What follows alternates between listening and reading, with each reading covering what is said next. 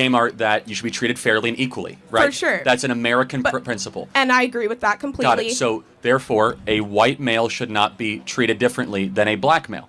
But when you come from a different... Doesn't matter. But the equal treatment or not. It's not whether or not you were said mean things when you grew up or whether your dad was a gangbanger. Doesn't matter. Well, I'm not saying that's not the outside factors I'm talking about. It doesn't matter what the outsiders are. But what I want to talk to you about the most is affirmative action and DEI. And in these videos, you have said, quote for quote,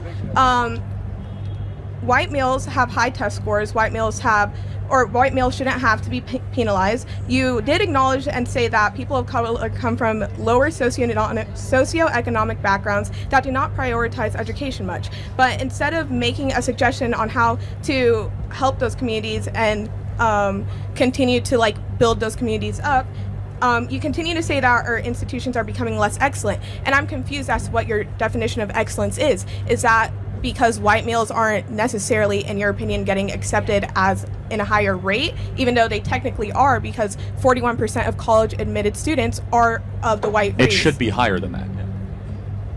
Based on what? Where are you getting the statistics? I just want to understand. It's a good question. The Supreme Court did a whole case on this, and it ruled against affirmative action, and we saw the books of Harvard. So I don't want to cut you off. May I know for future reference so I can understand where you're coming from and get more context, could I know the Supreme Court case? Yeah, so the name, 2.5 years ago, I think it was something out of California. Someone look it up. You could use Grok or ChatGPT. If somebody could please look that up for me. Thank you. So we saw the data out of Harvard. Harvard was the test case, and effectively approximating, but a white male had to get about a 30% higher test score to even be considered than an equivalent black student. And when was this? Over 30 years. Oh, really? Yeah, I think so. Yeah, I think so. So basically, for a black student, they could do 30% worse on their standardized scores than an equivalent white student. And you don't think that has any outside factors to do with it?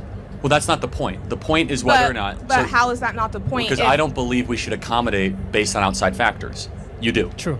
Well, I do, because I believe in progression. And I feel like you have stated in multiple of your videos, which I do have a quote. No, fair enough. I'm just making sure we understand we disagree. I don't think we should change the rules of the game to accommodate... What were the rules of the game? Well, the rules of the game are that you should be treated fairly and equally, right? For sure. That's an American principle. And I agree with that completely. Got it. So, therefore, a white male should not be treated differently than a black male. But when you come from a different... Doesn't matter. But what? It doesn't matter. Equal treatment or not. It's not whether or not you were said mean things when you grew up or whether your dad was a gangbanger. Doesn't matter. Well, I'm not saying that's not the outside factors I'm talking about. It doesn't matter what the outside factors are. But can I explain where I'm coming from? But understand, I'm going to finish and I'll let you talk. Okay, of Equal course. treatment is regardless of any sort of sob story you could put on before it. Equal treatment. Test score, test score. And I completely agree with that. But I also come from a predominantly white town, so I understand what you're trying to say. In my district, we have so much funding, and I live in the Florida Keys, so there's a lot of funding that comes to my school. And you can drive 30 miles north, and you end up in Homestead, where they have a fraction of the funding that we have, and they don't have as much of the same testing instructors and people to help them, and have as much of the same outside resources. And then you can keep going another 30 miles, and you end up in Miami, where all the private schools are, and they get even more funding than where I come from, and not that obviously I ended up where I am today because I continue to push through, and I didn't let any outside factors affect me. But at the end of the day, I kept going, and some people don't have that same ability, and I also it doesn't. Again, first of all, in Florida, every public school gets the same amount of money. Okay, there's an equal funding across the board. But you also get donations from the people in your community. Fair enough, but Florida has... And I know for a fact that my community gets many donations. Florida has the most... You could use equitable funding structure of any school, and has universal school choice, basically. So that's number one. Number two, explain to me why, when we're admitting people for a job, should it just be what's on that piece of paper, or should race play into the factor? So I know that your argument is mediocrity.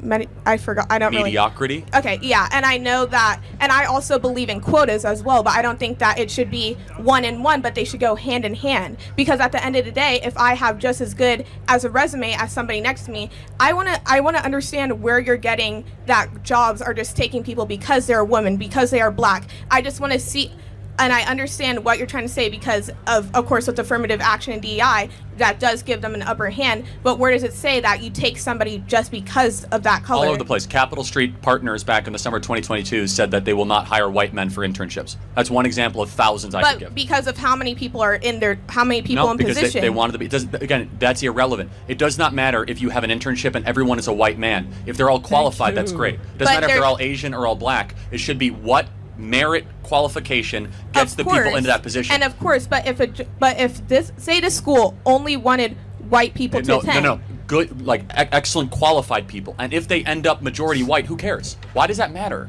I don't think that matters. I'm saying that affirmative action. No, you are saying it matters. I'm saying that, but I'm not saying for the white male or the black race or the Asian race or the Indian race, or understand what I'm saying? I'm saying that it works in favor for any race and any sex. It works, and it does 1,000%. And I don't understand where you're getting that information. It is anti-white racism that was in the fiber of our laws that is now getting away thanks to President Donald Trump.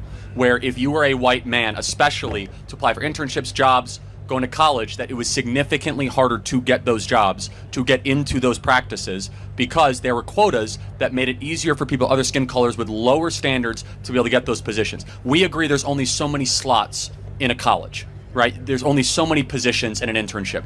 It's a limited supply. I completely agree. It is scarcity. So when you have a scarce resource, you have to decide how you're going to divvy up that scarce resource. For sure. In a DEI model, they're going to say, okay, we're not going to do any more than 30% white, and then we'll do 15%. And so you kind of come up with these quotas. Therefore, they end up saying, well, what happens if the 15% black is not qualified? They don't care, which ends up happening far too often. Or what happens if the... Can you give me examples of cases?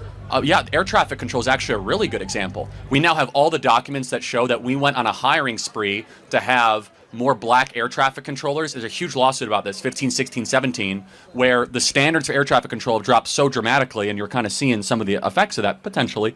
And again, it's in almost every single corporate practice, every single college institution. But it just kind of comes down to more of a moral argument that I have, which is that if you have something based on merit, I don't care if it's all black, all Asian, all white. It's an excellent group is what I want, not a diverse group.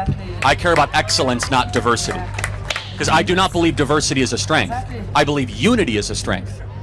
I believe the pursuit of higher purposes is a strength. Does that make sense? Yeah, I do understand where you're coming from. I feel like I do agree with some of the things that you did just say, and I may have to do some more research on the things that you said before, but I guess we can agree to disagree for the time being. Thank you for your time. Appreciate it. Thank you very much. Unity is strength, and that is a yes and a yes. Very weird. This is very funny, but it's actually wrong to think you can pick an individual for a particular role without being capable or competent to do a particular role. Competence should be a key word when you're selecting any individual, whether be it the race, be it the religion, be it the tribe, be it your color.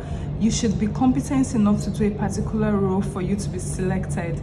So I don't see these arguments. If equality actually means giving the same rights to be it black, be it white, you are given the same opportunities to perform as best as you can perform and come out the best. So like equality means we are all given equal rights, irrespective of our tribe, irrespective of our races. And that is a key factor in this. Because you are white doesn't mean you should be picked over the black. Or because I like you, because I think you should be the best for this role, it doesn't mean you should be the one to be picked. Your competency should speak for you, should tell your capability, should tell that, okay, you can do this, and that is why you should be picked for a particular role. Most humans are actually biased when it comes to competency, because they feel, okay, because of his past experiences means he's more competent than the other person. Age is also just a number. You might be older, but you might not be competent enough to do a particular role a younger person can do. So my own take on this is competency should be over every and above every other thing. When you are competent, that alone should speak for you. Equality means giving the same rights to either being black or being white, irrespective of our color, irrespective of our races, irrespective of our religion. Give equal rights to who it deems fits. That is just my own take about it. So that is the end of this for me. My own take is competence should never be underestimated. So guys, if you love this video, do give this video a thumbs up. We'll see you in the next video of Charles Cake. This is my first video of Charles Cake, and I think I enjoyed this debate. Yeah.